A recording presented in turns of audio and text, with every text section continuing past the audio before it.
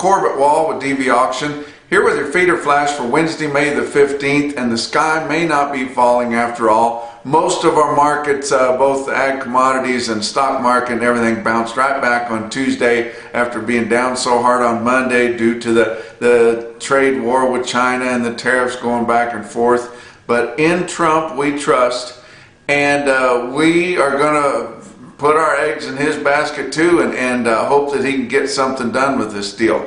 Like I've said many times, China needs us more than we need them, and we feel like something's going to get done on that. It's not just for agriculture, it's due to our technology and everything. That we just keep letting them have everything, they're just going to completely take over, and we can't do that. And you have to draw a line in the sand somewhere. And our president has decided to draw it right here.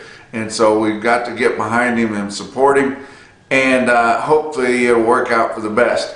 But despite the markets bouncing back, we have seen a big loss of equity in our ag businesses, and feeding cattle, running cattle, backgrounding, but the row crop farmers have lost a ton of equity, and equity being the percentage of your investment that you actually own.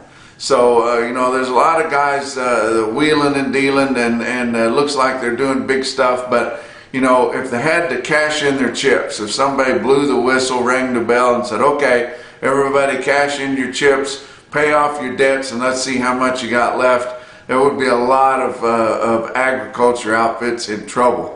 You know, they're still driving new pickups. The farmers are still got big green tractors out there. They're still driving, you know, the nice combines and everything. And their kids are wearing new clothes, and their wife's happy. But it weighs on a guy. And your farmers are kind of used to living on loans.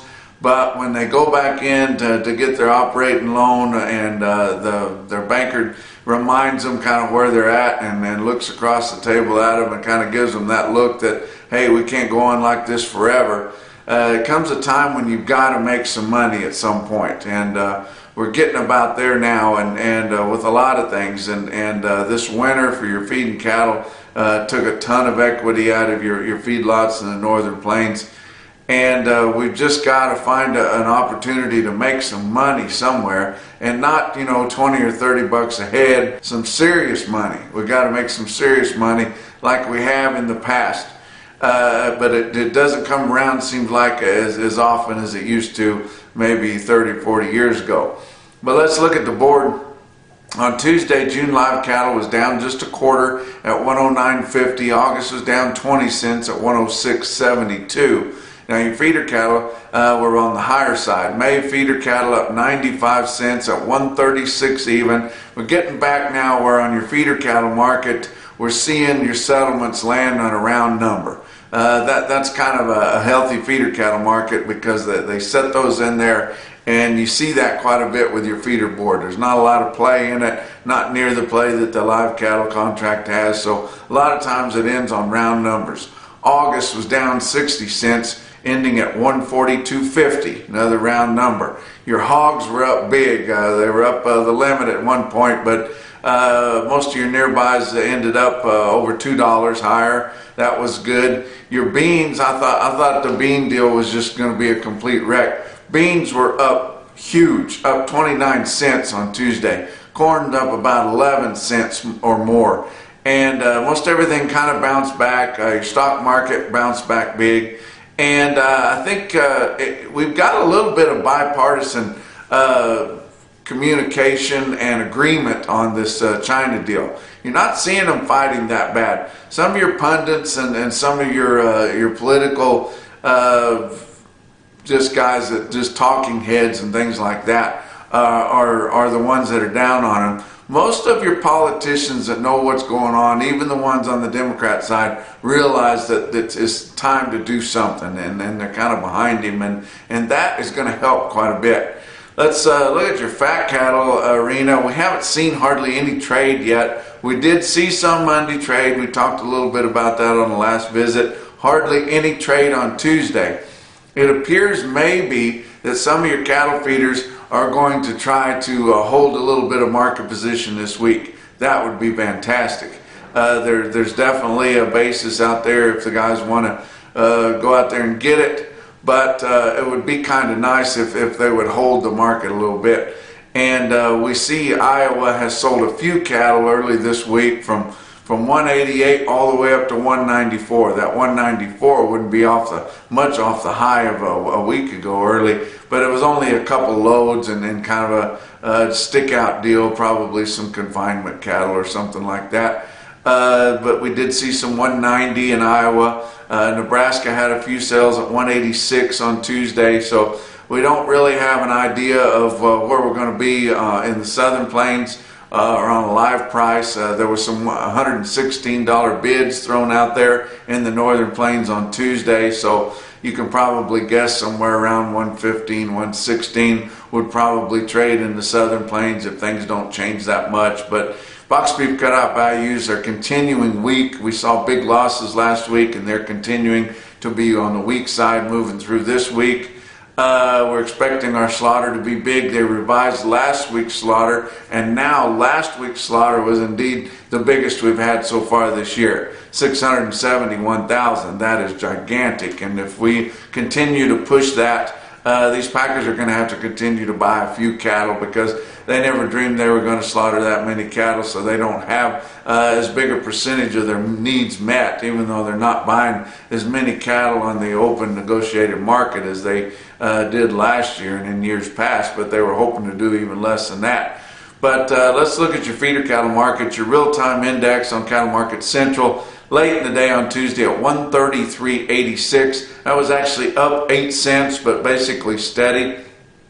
But also look your weights. Those are your 7 to 899 pound steers. If you look at that RTI, the average just happened to go up 6 pounds at 809 pounds. So actually you could probably suppose that number could be quite a bit higher, but that's just the way the chips landed. And you look at the steer tracker for the last 24 hours average on the same kind of cattle, your price is actually 134.89, so higher than what your RTI is. So that's a good omen for the way cattle traded on Tuesday. We'll see if that continues through. Some of your Wednesday sales could sure use a break on the downer markets, but OKC West didn't have really enough calves to test on their calf sale on Tuesday, around 1,000. That would be a good calf sale for most places, but not very many for OKC West and El Reno. Are expecting a decent run of yearlings, and we should start seeing a lot of these graze out wheat cattle start coming to town. And then we'll kind of see what the market is, but be interesting to see what El Reno does here on Wednesday. But look at some sales that happened on Tuesday. Not many big sales on Tuesday. Tuesday's kind of a dead day now, and you got some good sales in the Northern Plains on a Tuesday, but most of your northern sales are on an every other week schedule and just kind of looking for any opportunity to be closed. But Philip the Giant had a sale on Tuesday. Even the Giant kind of wanes down this time of year, but 2,800 head, still a pretty good sale for them with just feeders there at Philip. And if you look at your Cattle Market Central market report, that's a DV auction sale. Got a good market report out of there. Your steers, you look at your most popular weights. There was 111 head of 6-weight steers, average 624 at 143.40. These are good Northern Plains markets. 149 head of 7-weight steers, average 755 with a weighted average price of 135.78 on all the 7-weight steers.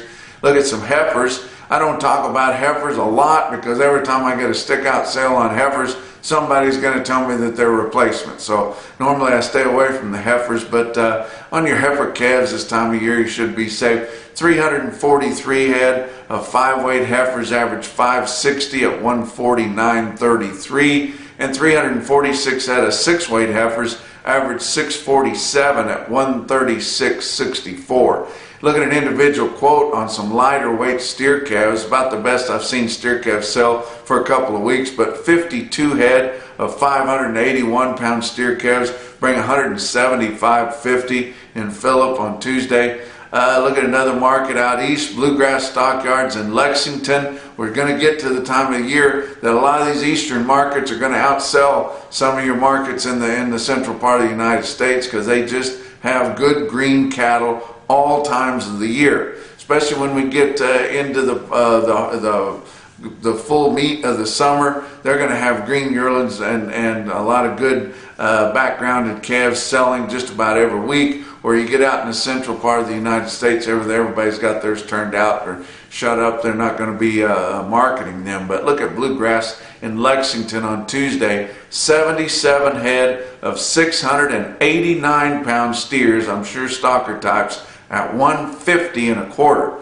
That's a pretty good quote there. And then on Tuesday we saw Unionville, Missouri come back with some more of those Rockin' R backgrounded steers, and I tell you what, they must really feed well because the buyers want them when they come to town. But those Rockin' R's out of Lucerne, Missouri there, they had 3 loads of them in there on Tuesday, all of them in 60 head lots. They all weighed from 860 to 877, so they're real tight and bring from 138.10 to 138.35. But you put them all together, Rockin' R and Unionville had 180 head of 868-pound steers that averaged 138.23, and that'd be a pretty good ticket for the way things are.